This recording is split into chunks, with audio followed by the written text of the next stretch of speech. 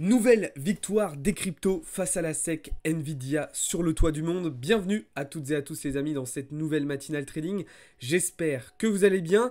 Pas mal de choses à voir, vous l'aurez compris aujourd'hui, et notamment du côté du marché crypto sur lequel on va s'attarder un petit peu ce matin. Juste avant de commencer, comme d'habitude, je vous invite à vous abonner si ce n'est pas encore déjà fait et surtout à nous rejoindre dans le serveur Discord. Vous avez tous les liens en bio et en description.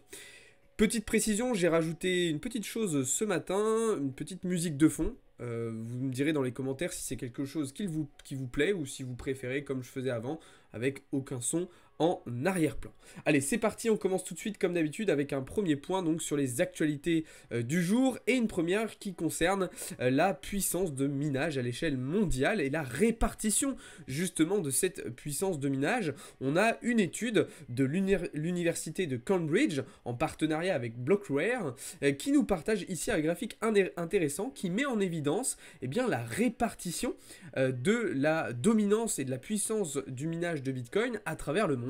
Et sans surprise, ce sont évidemment les États-Unis qui arrivent en tête avec 38% de part de marché. Alors c'est un chiffre qui est assez intéressant et qui pourrait éventuellement être amené à augmenter, notamment lorsqu'on écoute les dernières déclarations de Donald Trump, qui on le sait a pris un virage vraiment pro-crypto depuis quelques mois et qui a annoncé lors de ses dernières prises de parole vouloir faire des États-Unis les leaders du minage de Bitcoin. Alors en réalité c'est déjà un petit peu le cas, mais on peut envisager le fait que Donald Trump souhaite exagérer tout simplement cette dominance pour écraser peut-être leur concurrent chinois qui détient quand même 21% de la puissance de minage à l'échelle mondiale. Et puis en troisième position, on retrouve un petit peu plus étonnamment le Kazakhstan et le Canada en quatrième position. On sait que c'est des pays où là en fait l'électricité va être beaucoup moins chère et donc des régions où ça va être beaucoup plus intéressant justement de faire des activités de minage. On enchaîne tout de suite avec la deuxième actualité du jour.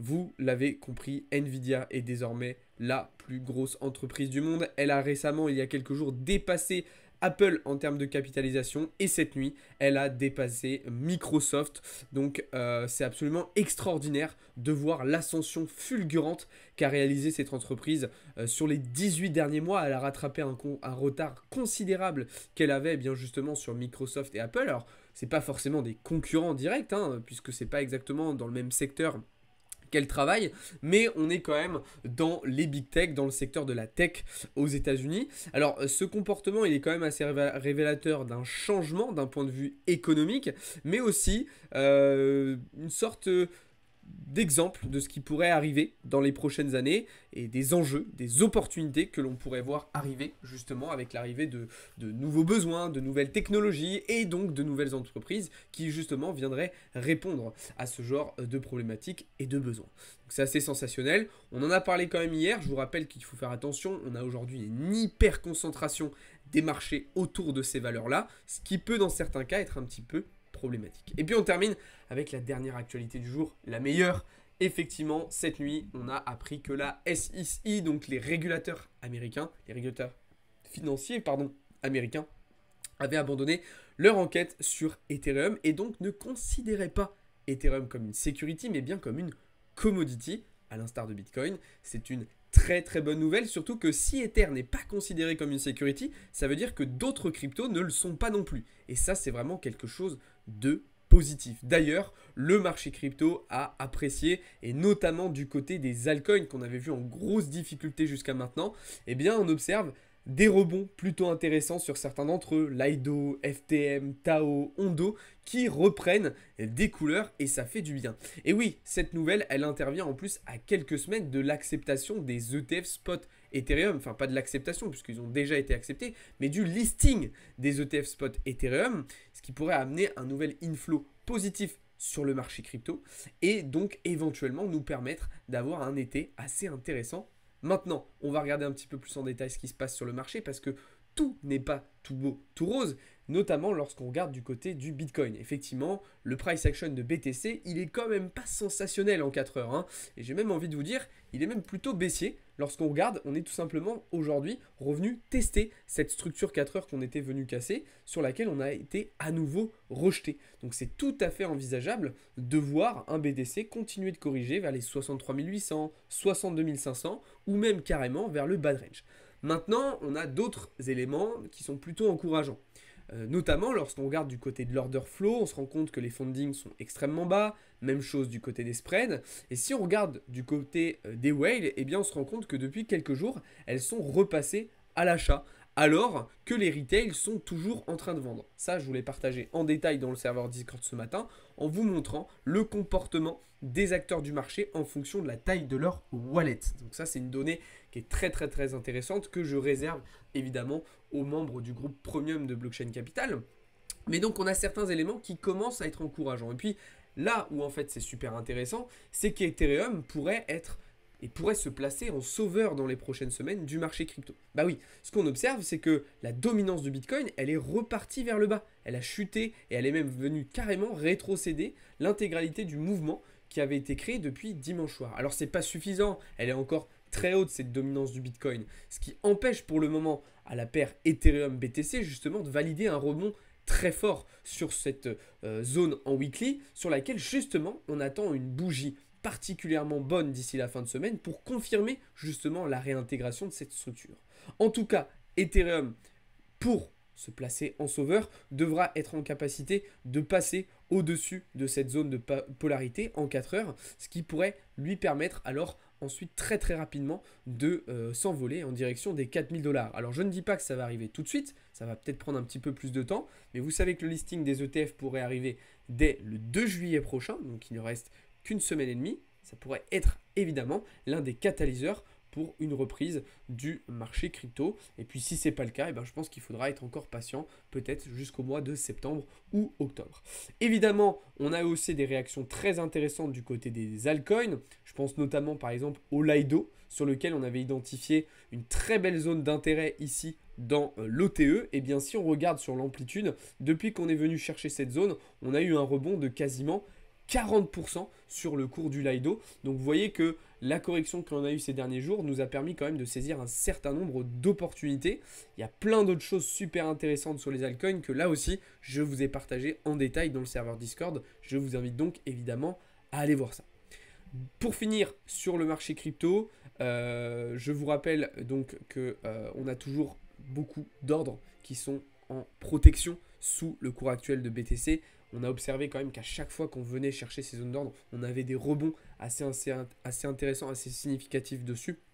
Donc ça aussi, c'est plutôt une bonne nouvelle. Et puis pour terminer, les ETF spot qui ont enregistré, les ETF spot Bitcoin qui ont enregistré de nouvelles sorties nettes hier, plutôt logique vu la situation actuelle du marché, mais rien d'alarmant selon moi.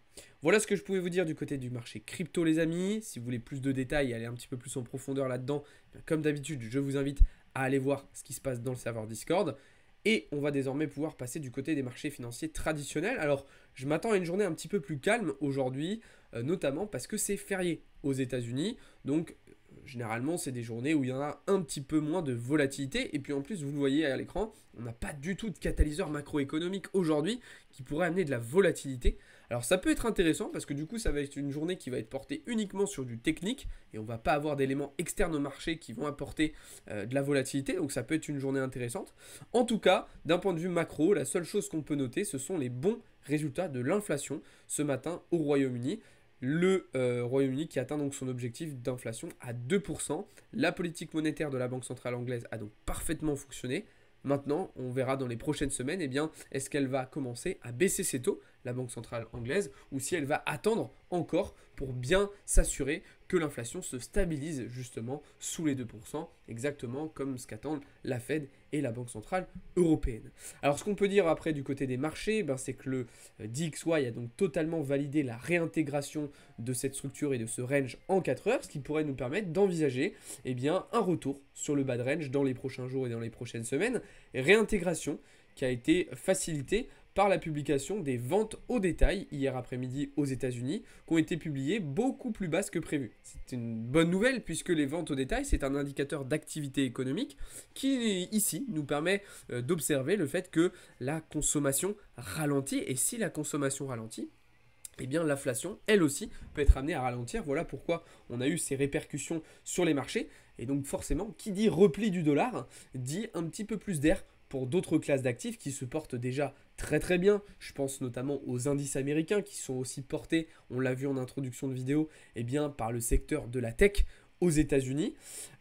Évidemment, pour le moment, pas de nouveaux plans swing pour ces indices américains. On continue de les travailler en scalp durant les sessions US l'après-midi. D'ailleurs, on en aura une cet après-midi ensemble, donc n'hésitez pas si ça vous intéresse à nous rejoindre. Et du côté des indices européens, on est toujours dans l'attente de replis un petit peu plus important vers le haut pour aller chercher un renforcement de position baissier pour continuer de vendre de toute façon ces indices qui sont particulièrement faibles en ce moment. On en a déjà parlé pas mal de fois. Du côté du Forex, étant donné que le dollar s'est replié, eh bien je suis passé acheteur sur le GBP USD qui nous propose une très très belle réaction jusqu'à maintenant. Je ne l'ai pas fait sur Euro USD parce que pour moi le setup était beaucoup moins intéressant. Et d'ailleurs, on voit que l'euro actuellement est quand même beaucoup plus faible que la livre sterling face au dollar. Donc voilà pourquoi j'ai privilégié plutôt une position acheteuse sur le GBP et non pas sur euro. Comme je vous l'ai dit, comme je vous le dis souvent, apprenez à être sélectif dans vos trades. Et puis on termine avec un petit point sur les commodities, le gold qui repasse au-dessus de cette zone de résistance en 4 heures. Très bonne nouvelle, alors attention, on ne va pas créer victoire trop vite, ça fait déjà la 3e tentative de passage de cette zone de résistance, mais cette fois-ci, si on la confirme, alors ça pourrait nous permettre de repasser sur un achat en swing avec des objectifs en direction au minimum des 2400 points. Et puis du côté du pétrole, on est toujours en stand-by puisque le pétrole s'est totalement envolé sans venir récupérer notre prix d'entrée. Donc on s'est fait à nouveau front run. C'est pas la première fois que ça arrive depuis le début de l'année sur le pétrole, mais ça fait partie du jeu. Au moins on ne perd pas d'argent, on a respecté le plan et ça il faut s'en satisfaire. C'est extrêmement important les amis, je vous le rappelle. Voilà ce que j'avais à vous dire aujourd'hui, une vidéo un petit peu plus courte mais tout de même intéressante. J'espère que celle-ci vous aura plu. Si c'est le cas, n'hésitez pas à la liker, n'hésitez pas aussi à me faire vos retours dans les commentaires. Cet après-midi, on se retrouvera, donc je vous le disais, comme d'habitude, à partir de 15h15 pour une session trading. 18h, vous aurez rendez-vous avec Théo qui reviendra sur les actualités de cette première partie de semaine. Et donc le live, le cours du soir avec les membres premium d'hier qui a été donc décalé à ce soir à 20h30. Donc voilà. Si vous voulez aller plus loin, vous savez ce qu'il vous reste à faire. Rejoignez-nous dans le serveur Discord les amis. N'hésitez pas aussi à vous abonner. Sur ce, je vous souhaite à toutes et à tous une très très bonne journée. Ciao les amis, c'était Alex pour Blockchain Capital.